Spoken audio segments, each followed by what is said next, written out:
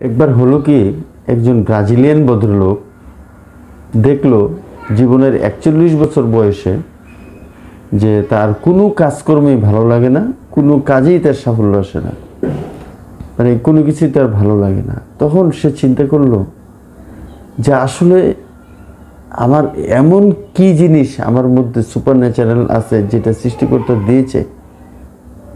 একটা বিশেষত্ব, একটা ভালো লাগা তো মানুষের থাকে, প্রত্যেকটা মানুষেরই। কোন জিনিসটার প্রতি আমার ভালো লাগা আছে, ভালোবাসা আছে, যেটা করলে আমার উন্নয়ন হবে, আমার জীবনে আমি কিছু করতে পারবো।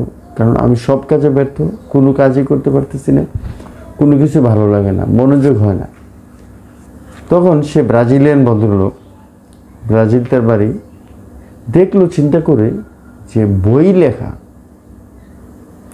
লেখার প্রতি তার সবচেয়ে বেশি আগ্রহ, এবং এটার প্রতি তার আবেগ আছে, স্বপ্ন আছে, প্যাশন আছে। এই বই লেখাটা তাকে সাপোর্ট করে, এইটার প্রতি তার মনোযোগ হয়, ভালোবাসা হয়। সুতরাং যে চিন্তা করা সেই কাজ। তখন সে কী করলো, এই ভদ্রলোক বই লিখতে শুরু করলো, এবং একটা বই অলরেডি উনি লিখে কমপ্লিট করে ফেললো। কমপ্লিট করে তখন একজন প্রকাশককে বইটি প্রকাশের জন্য দেওয়া হলো।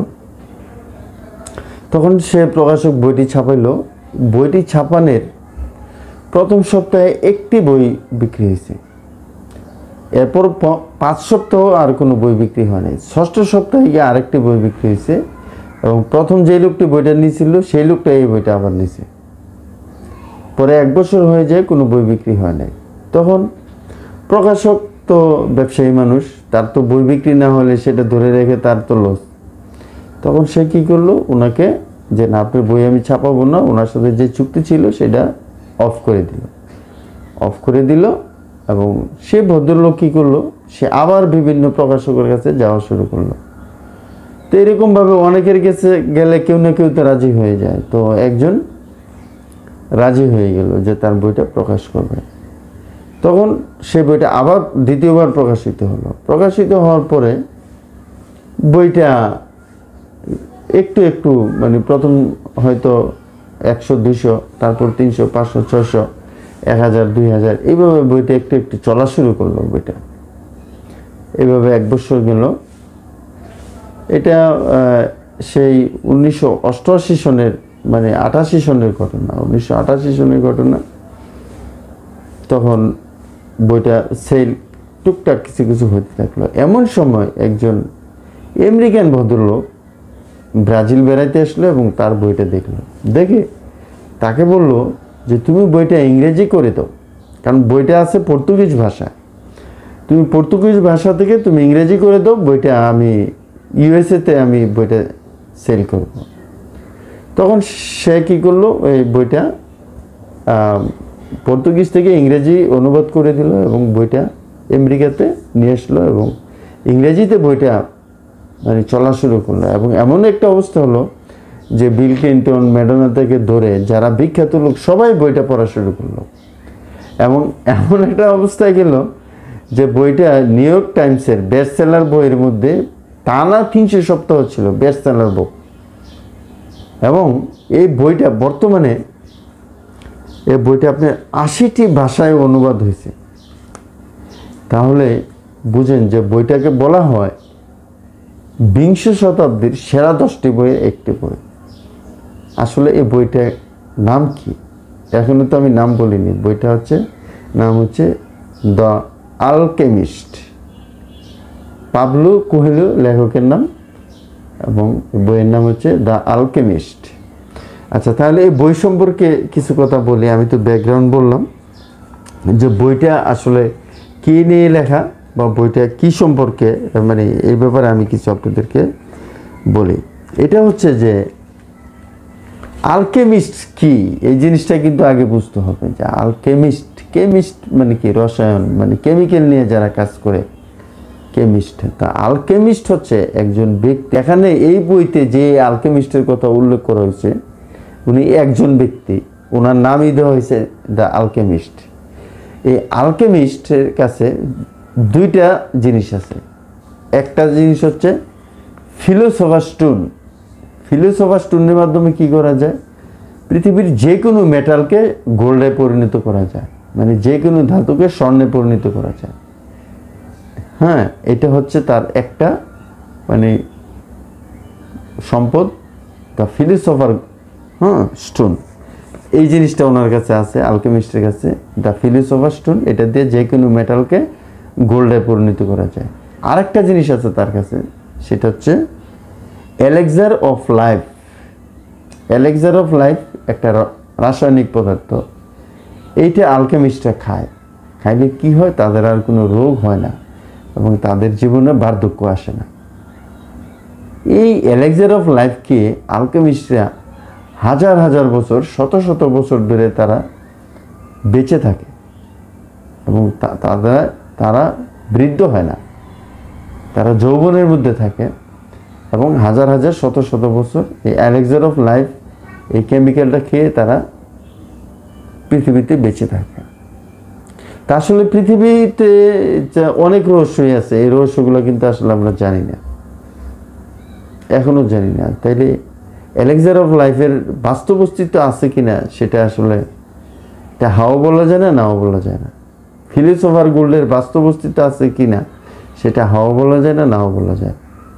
সুতরাং যাই হোক, আমরা আলকেমিস্টের ক্ষমতা সম্পর্কে, আলকেমিস্ট সম্পর্কে আমরা জানলাম যে আলকেমিস্ট লোকটা কি, তার কি ক্ষমতা আছে, এই ব্যাপারে আমরা জানলাম। আসলে গল্পটা শুরু হয় কিভাবে, যে স্পেনের একটা ছেলে যার নাম সান্তিয়াগো, এই সান্তিয়াগো একটা স্বপ্ন ছিল কি, সে ট্রাভেলিং করবে, পৃথিবী ট্রাভেলিং করে বেড়াবে, এটা তার প্যাশন, এটা হচ্ছে তার লিজেন্ড, পার্সোনাল লিজেন্ড।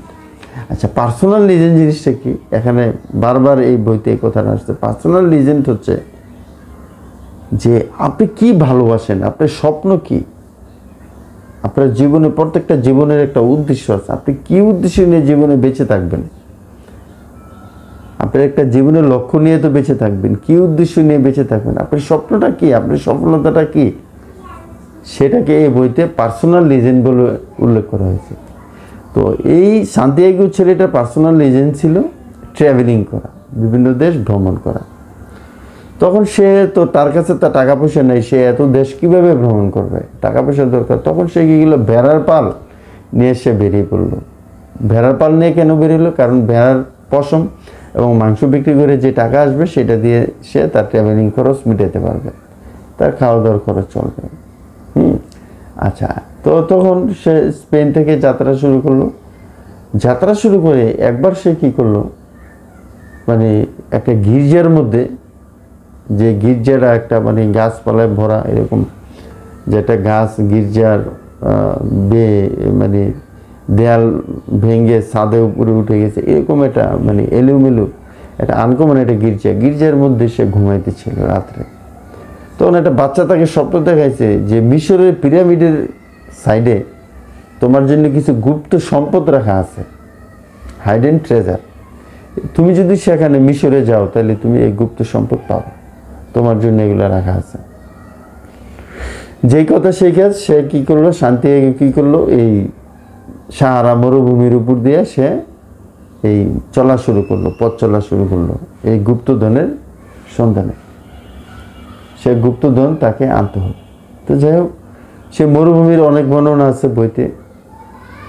এখানে চলার পথে সে ক্রিস্টাল ব্যবসায়ীর সাথে দেখা হয়, পাথরের যারা ব্যবসা করে, বিভিন্ন স্টোনের ব্যবসা যারা করে, এদের সাথে দেখা হয়। এখানে আরেকটা ঘটনা হচ্ছে যে ফাতিমা নামক একটা মেয়ের সাথে তার প্রেম হয়। এই মেয়েটা তাকে এত ভালোবাসে যে সান্তিয়াগো একসময় সিদ্ধান্ত নেয় যে আমি আর এই সাহারা মরুভূমি পেরিয়ে আমি আর মিশরের পিরামিডের কাছে যাব না, আমি এই ফাতিমাকে নিয়ে থেকে যাব, আমার দ্য লিজেন্ড বা স্বপ্ন পূরণের কোনো দরকার নেই। তখন ফাতিমা তাকে বলল যে না, তোমার স্বপ্ন, তোমার লিজেন্ড তোমাকে পূরণ করতে হবে, তুমি আমাকে ভালোবাসো ঠিক আছে, আমি চাই তুমি তোমার স্বপ্নটা পূরণ করো। সেরকম একটা মানে হৃদয় ছোঁয়া কথা।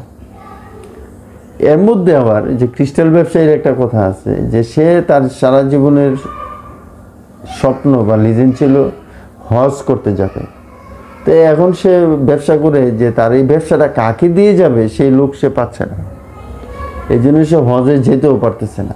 এখন আবার সে একটা জিনিস ভয় পাচ্ছে কি যে স্বপ্ন ছুঁয়ে দেখলে স্বপ্ন যদি পূরণ হয়ে যায় তাহলে সে কি নিয়ে বাঁচবে? হ্যাঁ, সে কি নিয়ে বাঁচবে?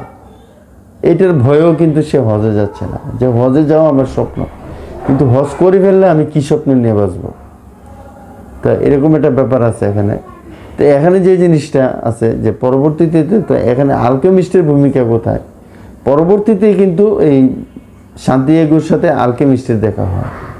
আলকেমিস্ট কতগুলো গুরুত্বপূর্ণ, আলকেমিস্টের মূলত হচ্ছে যে সে অনেক গুরুত্বপূর্ণ হৃদয় ছোঁয়া কিছু কথা বলে, সেই কথাগুলো হচ্ছে তার গুরুত্বপূর্ণ। এখানে এই যে ক্রিস্টাল ব্যবসায়ের যে ব্যাপারটা, যে লিজেন্ড, যে পার্সোনাল লিজেন্ড, মানে মানুষের স্বপ্ন যে একটা থাকতে হবে এমন কোনো কথা নেই। মানুষের একাধিক স্বপ্ন থাকতে পারে, একটা স্বপ্ন পূরণ হলে সে আরেকটা স্বপ্ন নিয়ে বেঁচে থাকবে। এটা আলকেমিস্টের কথা, যে সে অনেকগুলো স্বপ্ন তার থাকতে পারে। যখন সে যেই স্বপ্ন ছুঁয়ে দেখবে, পরবর্তীতে সে পরবর্তী স্বপ্ন নিয়ে সে বেঁচে থাকবে। এইভাবে জীবনকে আগেই নিয়ে যেতে হবে, তবে পার্সোনাল লিজেন্ড একটা থাকতে হবে। স্বপ্ন ছাড়া, পার্সোনাল লিজেন্ড ছাড়া মানুষ বাঁচতে পারে না। হ্যাঁ, এবং সে আরেকটা কথা বলছে আলকেমিস্ট, যে তোমার সান্তিয়াগোকে বলছে যে তোমার শান্তি, তোমার সফলতা আছে সেই জায়গায় যেখানে তোমার হৃদয় আছে। এই কথাটা সে বলছে, যে হৃদয় আছে মানে কি, যে তোমার হৃদয় দিয়ে তুমি যে কাজটাকে ভালোবাসো সেই কাজটা যদি তুমি করো এবং সেই কাজ যদি তুমি বাস্তবায়নের চেষ্টা করো, সেই কাজটাও তোমার ভালো লাগবে এবং তুমি সেখানেই সফলতা পাবে। তুমি যদি কাজকে ভালো না বাসো সেই কাজে তুমি সফলতা পাবে না। এটা আলকেমিস্টের কথা। তো আলকেমিস্ট এরকম অনেক গুরুত্বপূর্ণ আমাদেরকে মানে অনেক কথাই বলছে। মানে যে সান্তিয়াগো আরেকটা কথা বলছে যে তোমার গুপ্তধন সেখানে আছে যেখানে তোমার হৃদয় আছে। মানে কি, যে ওই আসলে ওই যে গুপ্তধনটা যেটা বলা হয়েছে যে পিরামিডের পাশে আছে, এটা আসলে কি এটা প্রতীক, যে আলকেমিস্ট তাকে বলছে যে গুপ্তধন সেখানেই আছে যেখানে তোমার হৃদয় আছে। অর্থাৎ তোমার হৃদয়টা যদি ওই জিনিসটাকে পেতে চায়, পৃথিবী কোনো না কোনোভাবে তোমার সেটাকে বাস্তবে তোমার জীবনে দিয়ে দিবে। এটা হচ্ছে আলকেমিস্টের কথা, যে অন্তর থেকে চাইতে হবে। এটা তোমার আসলে তোমার কি দ্য পার্সোনাল লিজেন্ড হইতে হবে, মানে তোমার স্বপ্ন হইতে হবে এবং এটা বাস্তবিক হইতে হবে। তোমার হৃদয় নিংড়ানো ভালোবাসা থাকতে হবে এটার মধ্যে। যখন এরকম হবে, তুমি ঠিক সেদিন কোনো না কোনো দিন পৃথিবী তোমাকে সেটা দিয়ে দেবে। খুব গুরুত্বপূর্ণ কথা, হৃদয় ছোঁয়া কথা, অন্যরকম কথা, আলকেমিস্টের কথা এটা। তো বন্ধুগণ, আসলে এটা এই মানে এই জিনিসগুলো নিয়ে এই দি আলকেমিস্ট বইটা আসলে রচিত, পাবলো কোয়েলোর বিখ্যাত বই। এটা আপনারা পড়ে দেখতে পারেন, পড়লে আরও অনেক কিছু আপনারা জানতে পারবেন। পরবর্তী আরও কিছু ঘটনা আছে, যে সে ওই গুপ্তধন পাওয়ার জন্য তাকে আলকেমিস্টের কাছে অনেক জাদুবিদ্যা শিখতে হয়। এটা না আরও অনেক কাহিনী আছে। তো আমি এর সামনে যাব না, এখানে আমি বললাম যে এইটাই হচ্ছে দি আলকেমিস্ট বইয়ের মূল কথা। এগুলি এখান থেকে অনেক কিছু শিক্ষণীয় আছে, শিখার অনেক ব্যাপার আছে। আলকেমিস্ট বইটা পড়ে আপনারা দেখতে পারেন, অবশ্যই ভালো লাগবে। তো সবাই ভালো থাকেন, সুস্থ থাকেন সেই কামনা করছি। আমি লেকচারার আমির হোসেন। আর ভিডিও যদি ভালো লাগে অবশ্যই লাইক কমেন্ট শেয়ার করতে ভুলবেন না। আপনাদের এই লাইক কমেন্ট শেয়ারটা আসলে অনেক জরুরি, ব্যাপারটা খেয়াল রাখেন। তো থ্যাংক ইউ এভরিবডি, সবাই ভালো থাকেন।